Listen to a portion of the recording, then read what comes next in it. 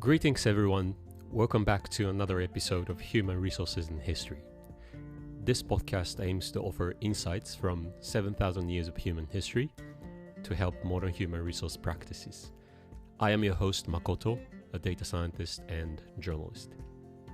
Hello everyone, I'm Jin, your co-host. I am an HR professional and I love history.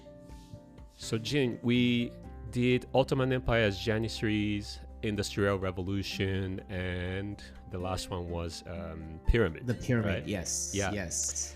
So are we going to eventually cover all of the parts of the world? Whoa, what do you mean by all the parts of the world? The earth is huge. Right. Yeah. Asia, South America, well, not only South, but American continent as well. The world is huge, as you said. Well, our intention is to pick up as many topics, as diverse topics as possible. So of course, I don't want to focus on one region like Europe only. Of course, I want to talk about Asia or Latin America or anything basically. But yeah, today we're gonna talk about Europe. Okay, since we live in Europe, both of us live in Europe, I think we're mostly familiar with European history, but we will explore more parts of the world in the next episodes, right? Yeah, well, but also we talk a lot about Japan because we are both from Japan, right? But yeah, let's try to cover everywhere in the world. Yeah, absolutely. So what are we going to talk about today? Today, we're going to talk about why we work. Why we work. Yeah, why we work. Why do you work? Why do I work? Yes, why do you work? Because I love money. Money is everything. Money dominates the world. Money can buy happiness. Okay. Yeah, you were born for money, right? Exactly. I know. You live for money. You die for money. Well, just kidding. But I work because I want to have a good life. And what I mean by that is to have a good life, you need some amount of money, right? Yeah. Money and happiness are, I think, correlated until at some point where additional money doesn't really bring. $70,000. So if you live in the US, if you don't earn more than $70,000, I think your life is kind of hard. But yeah, It's like, I think this is, I don't remember exactly, but something like 20 years ago. Yeah. And then I think now it's maybe 100K or 150K, depending on where you live in the US. But yeah, it's there is a correlation between happiness and revenue, yes. Yeah. To be fair, I feel like I'm only talking about money, but happiness also derives not only from money, but also from the feeling that you are active member of society, you're making an active contribution to make the society better. So I think all those combined, I feel happiness, and that's why I work, I think. Oh yeah, I appreciate your honest answer when you said you work for money. Yeah, so that means you are driven by a hygiene factor rather than a motivation factor. But as you said, you also have other reasons to work. So I would say you are driven by both factors, hygiene factors and motivation factors. What the hell is the hygiene factor and motivational factor? Okay, so we're going to talk about, as I said, Europe, but we also going to talk about this HR concept called Herzberg's two-factor theory. So today we're going to talk about Herzberg's two-factor theory and find historical parallel in Europe. Okay, so, exciting. The theory was developed by psychologist Friedrich Herzberg in the 1950s. This theory provides insights into job satisfaction and dissatisfaction by categorizing workplace factors into two types, as I said earlier, motivation factors and hygiene factors. The motivation factors are kind of intrinsic factors. For example, a strong sense of purpose, as you mentioned earlier, or autonomy, or opportunities for personal growth, or engaging work, inspirational colleagues or leaders, or the pursuit of self-realization. So this kind of intrinsic factors. And on the other hand, hygiene factors are extrinsic. It includes aspects such as job title, job security, adequate salary, fringe benefits, work safety, and overall physical working conditions. Yeah. So you're gonna understand a little bit more the application of the theory with this historical parallel. But is it clear so far? I wonder why Herzberg called them motivation and hygiene. Because to me, it sounds these two are not at the same layer. Like if you work in order to earn good amount of money, then that's your motivation, right? Money could be your motivation. And hygiene could also be your motivation. To me, it would make more sense to call them a growth motivator and stability motivator or something like that. I totally agree. I don't know why. I don't know either why he named this, because every time I want to say like factors, I want to say like intrinsic motivation and extrinsic motivation. Yeah. This is easier to understand. That's more straightforward. Yeah. Exactly. So it's a little bit complicated, but we're gonna use the word motivation factors and hygiene factors. So, Okay. but I understand your confusion. No worries. Yeah. Let's move on. So if I work to earn money like me, it's a hygiene factor, right?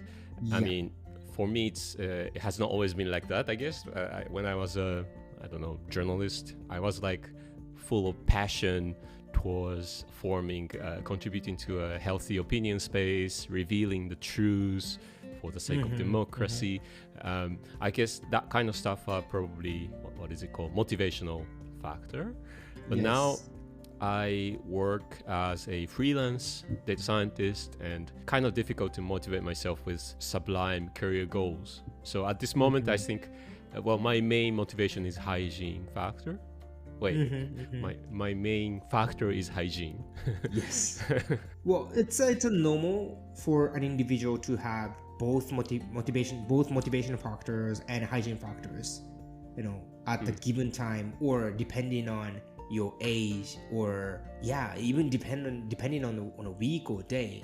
Sometimes you are driven by motivation factors, but maybe next week you are driven by hygiene factors. So it's totally understandable, and it's completely normal. I'm relieved to hear that.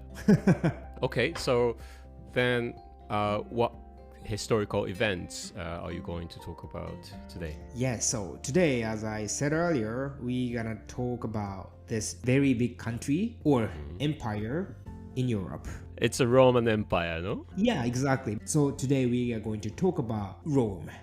So Rome was actually, in the beginning of the Roman history, they were monarch, like a kingdom, and a republic. Today we're gonna focus on Roman Empire, right? So let me start from the beginning.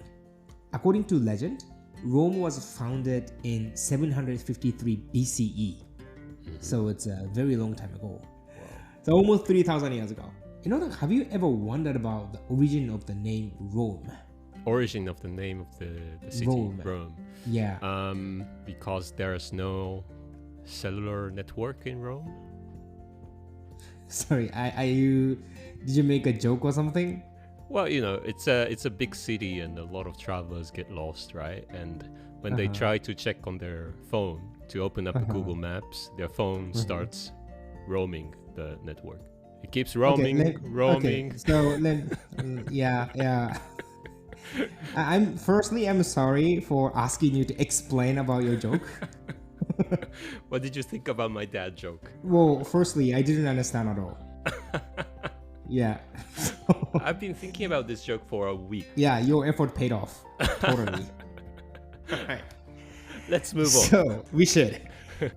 So, Rome was founded by two men, Romulus and Remus. They were brothers. So, actually, the Rome is named after Romulus. Oh, okay. So only one of them? Yes. So, they had a dispute, and Romulus killed Remus, and he named the city after himself. So that is why the Rome is called Rome, from Romulus. Okay, not because of the roaming of the cellular network. I don't think any phone network existed back in 753 BCE. Okay, that's a new finding to me. Yes. But anyway, this marks the beginning of what would become the most prosperous civilization in history. Initially, as I said earlier, Rome was a monarchy, which later evolved into a republic. And then it eventually became an empire under the reign of Augustus. He was the first emperor of the Roman Empire, right? And during Augustus' reign, Rome entered a period known as the Pax Romana, Pax Romana is a time of peace and prosperity that highlighted the zenith of Roman power and influence and architectural achievements. So this is a brief, very short summary of Roman history, and today we are going to talk about the Roman army. Okay, army. Yes. So we're gonna connect the Roman army and the Herzberg's two-factor theory. The Roman army was not merely a fighting force, but a foundational pillar of Roman society and governance. They were very important. And its structure, organization, and strategic operations were remarkably advanced for the time. So that is why Rome was very strong. And they established a benchmark for military excellence. So the military operations and strategies, this became used by many empires or countries in later in human history. So you said that the Roman army was a foundational pillar of Roman society. Is it because it was a very strong army and it was fighting off all the enemies, or is it more than that? Like it's integrated into the society with different aspects?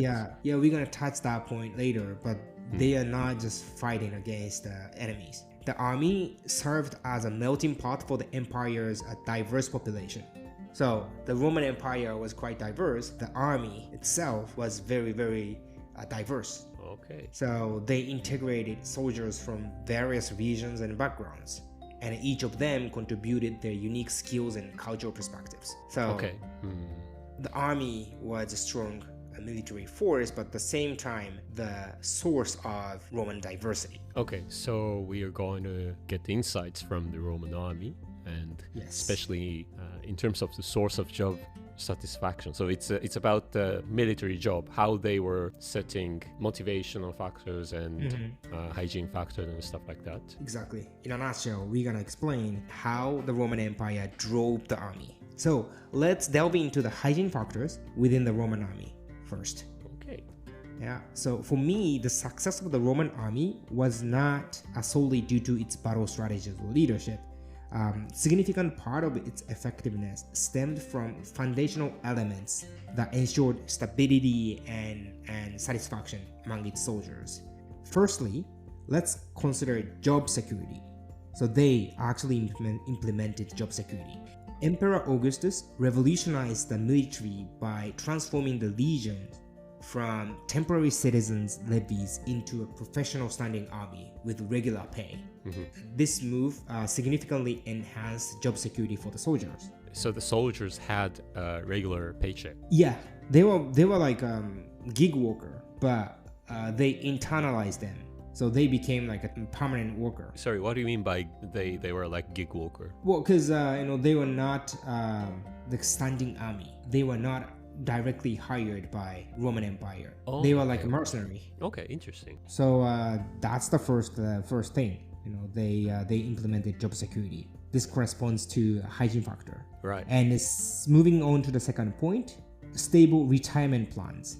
Augustus also introduced guaranteed pensions funded by the public treasury that offered long-term stability and facilitating life planning for soldiers. They paid pension. Yeah, they have something equivalent to like employee benefits of nowadays. Yeah, exactly. By the way, did the Roman Empire have a pension system for regular citizens, not only for the soldiers? As far as I know, they only did to the Roman armies. I see. And thirdly, they implemented health and safety. The Roman army, they implemented its advanced medical services. They ensure a safe and healthy working environment for its soldiers. So it's very rare in the ancient times. Well, actually, we saw it in the Egypt last time. That that during the construction of the Pyramid of Giza, they had quite good medical services or healthcare. So the Roman also implemented that, but obviously this was quite rare. Well, I think it's a very important factor also for pyramid construction project, right? Because it's a physical labor. Yes. Building something giant and also working in an army. I think they were prone to a lot of injuries. Yeah, totally. And lastly, fair compensation. The Roman Empire built the establishment of a well-structured pay scheme, and then it was regularly adjusted to economic fluctuation like inflation, and this played a crucial role in maintaining soldier engagement and morale. Oh, really? Wow. Yeah, they have a salary table. Were they earning a lot? Well, it really depends on the rank. To be honest, it looks like I read several articles, but if you are at the lower rank, not that much. But of course, it depends on when and where, because Roman army is huge, and then also like they lasted several hundred years. Okay, then I'll think about changing my job. I don't think they have any data scientists. No, I was thinking about just like a fighter. I don't think you're that strong, to be honest. So sad. Yeah. Well, I mentioned four aspects. Which hygiene factors do you think is most important? Well, I don't know, because it's kind of difficult to say one is more important than the other one.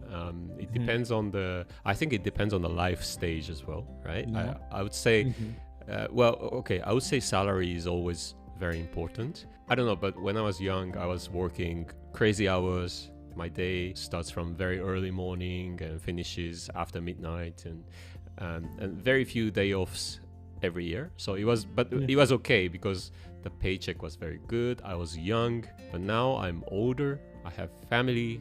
I would put more importance on having healthy work-life balance.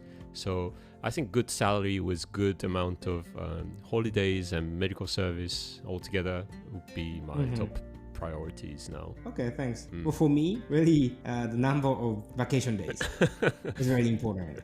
I didn't care about that when I was in Japan, but after I moved to France, that's the beauty of working in France. Like, you feel miserable if you don't know how to enjoy vacation. Yeah, it's like it's mandatory. And people in France are so good at enjoying the vacation to the maximum. I mean, I enjoy my work for sure, but to be honest, like without vacations, I can't work like that. France changed us. Yeah, exactly. When I was in Japan, I didn't even take paid leaves. Oh yeah, me neither. All right. So let's move on to the next motivation factors.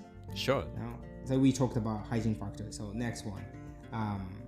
So indeed they excelled in fostering motivation as well. Let's review them one by one. First one, they had a very good career path and career advancement plan. So they offered a well-structured career path. So a soldier could start as an infantryman, and then they advanced to a horn blower. Huh? Horn blower. Do you know it's when you watch any kind of a war movie, especially like Middle Ages, there are several people who blow this instrument. So starting as an infantryman, you can be promoted to horn blower. Did you just say that horn blower is ranked higher than infantryman? It was very surprising for me too. How come? That's crazy, because imagine you study really hard in a university and get a job as a salesperson, and on the other hand, your friend who is lazy, skipping all classes and just chilling while playing the guitar in the band gets higher salary than you do. To be honest, I'm sure the horn blower is not that easy, They have a very have to follow the strong discipline or something like that. Okay, maybe because blowing a horn was an important communication method in the ancient times. It is, obviously.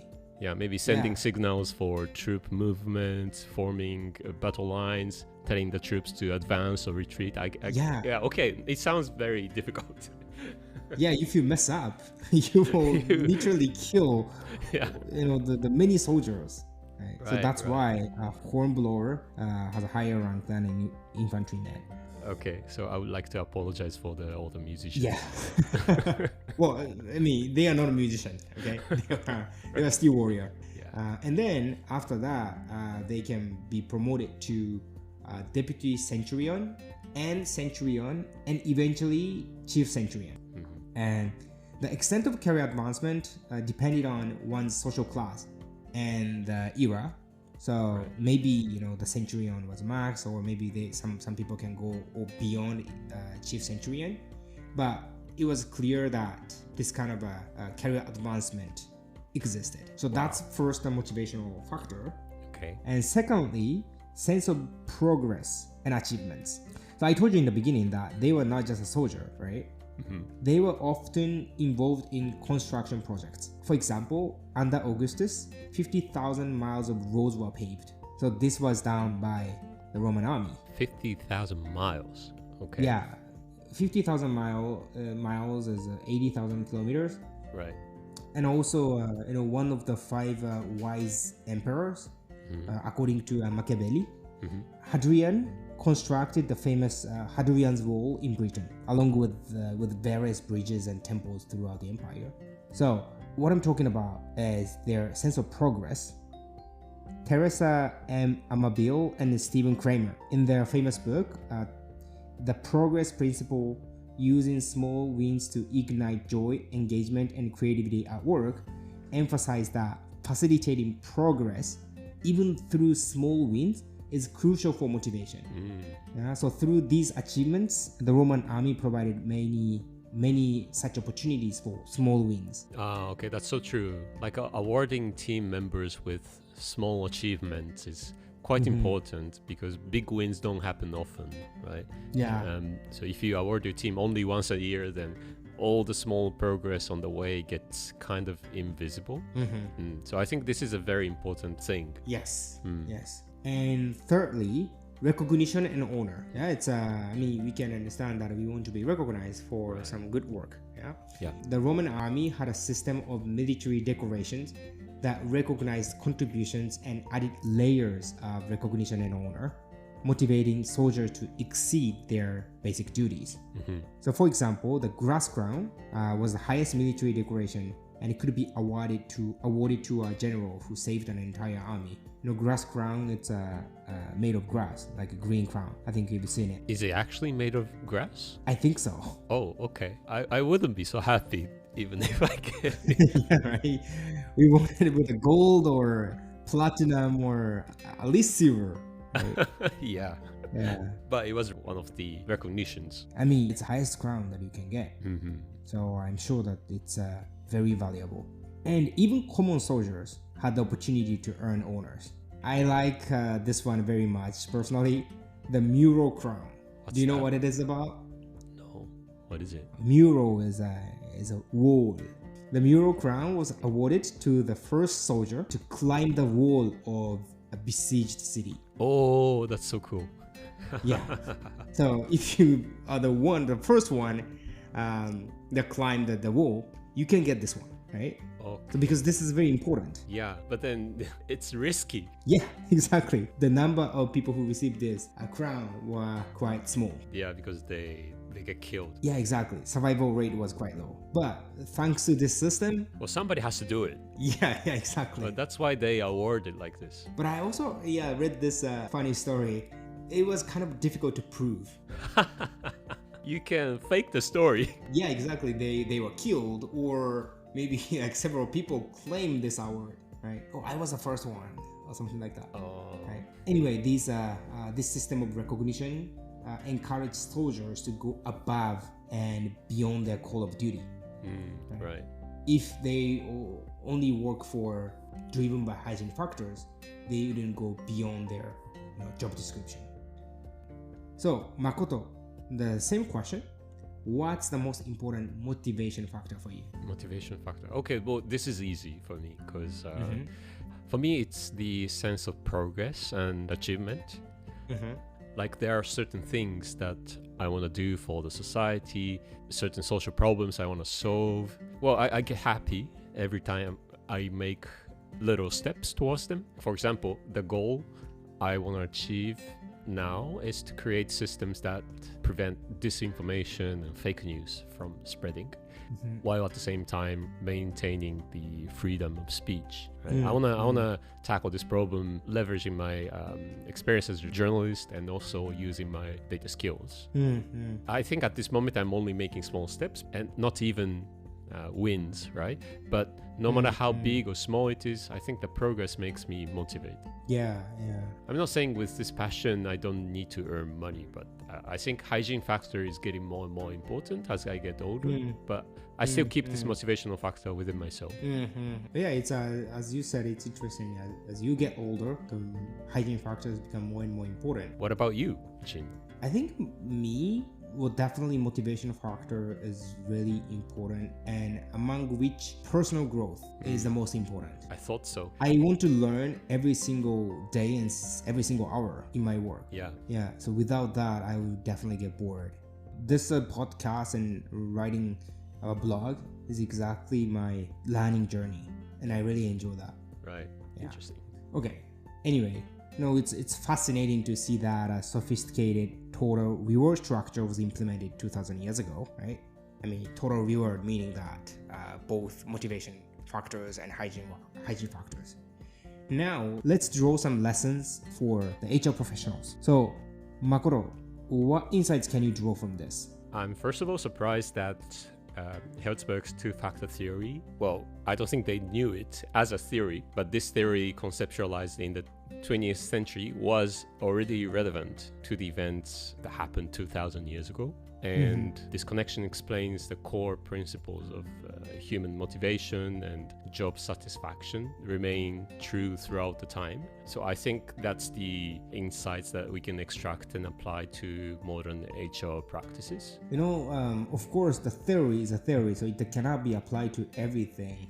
But still, if you use wisely, we can analyze many things, even for events that happened several millennia ago. Yeah. And then this perfectly aligns with the blog's theme, which is to uncover timeless principles of human behavior. And also, it's very crucial to understand that it's not about whether hygiene factors or motivation factors are more important. Right? So as we saw, and in your case as well, it's really mixed.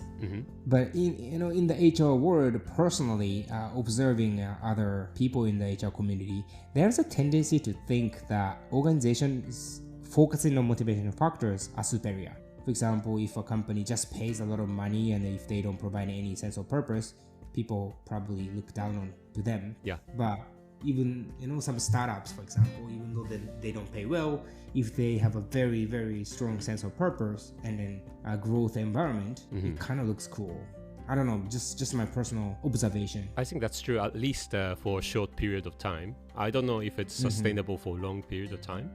At some point, it needs to be paid off. But yeah I think Exactly. very cool, sublime mission statement can attract a lot of talented people. That's true. As you also mentioned, it should be sustainable. So these factors should work together. Yep. And as demonstrated by the Roman army, the absence of hygiene factors will probably deter potential candidates or lead current employees to leave.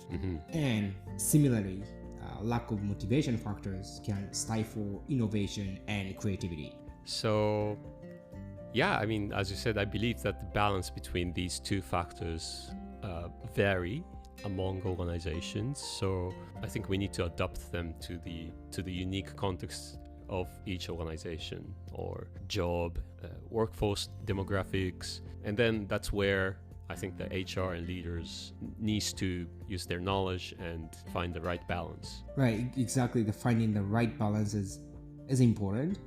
So, for example, this is a research by LinkedIn. In general, young employees aged from 18 to 34 typically seek opportunities for career growth and skills development.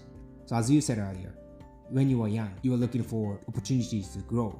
Right? And in contrast, middle-aged employees from 35 to 49, like us, often prioritize work-life balance. Yep. So that is why it makes sense that you are now emphasize more on hygiene factors. But those over 50 seek challenging and impactful work. Oh, really? That's interesting. Yes, probably because they have already enough money. And also their children probably are big enough. So now they have enough money. They have more time compared to like when their kids were small. Yeah. So that's why. And then also their career is getting closer to the end. So they want to do something more meaningful. Oh, that's so interesting. So what we can say from here, if your organization has a younger demographic, motivation factors, especially personal growth, can play a critical role. Right? But of course, it really depends. Yep. Depends on countries and companies and even team dynamics. It really depends. Yeah. So leaders and HR should really pay attention to the dynamics of the team and environment. By the way, these days, employee experience function takes a lead in this topic. But anyway, it's a core building block of HR work. So if you don't have an employee experience function, someone HR should probably look into these two factors. Yeah, I think as a manager or a team leader, it's important to be aware of what's motivating the people in the team. If they're driven by hygiene factors or motivational factors, I think it depends on each person what the right balances are. But I guess as a team leader, it's a useful knowledge. Well, I think it looks like we are nearing the end of our time today, right? Yeah. So we learned why we work today. It's a very fundamental and profound question. Well, sometimes you need money, sometimes you have an exciting mission. Either way, we have a reason to go to work. The more relevant the reason is, the more engaged we will be. Well, looking back, today I learned so many things. I learned a lot. And now I can confidently and proudly say why I work. Why do you work? I work because I love money. Yeah, I knew it. Money is everything. Money can buy happiness. Money can buy human resources and history followers. Money can buy likes. Yeah, you were born for money, right? We should learn from history. Money is not everything. I didn't learn anything today. Jokes aside, well, thank you for listening. And until next time, this is where we wrap up today's episode. Stay tuned for more exciting discussions. Thank you very much for listening. Please check our blog as well. And see you next time.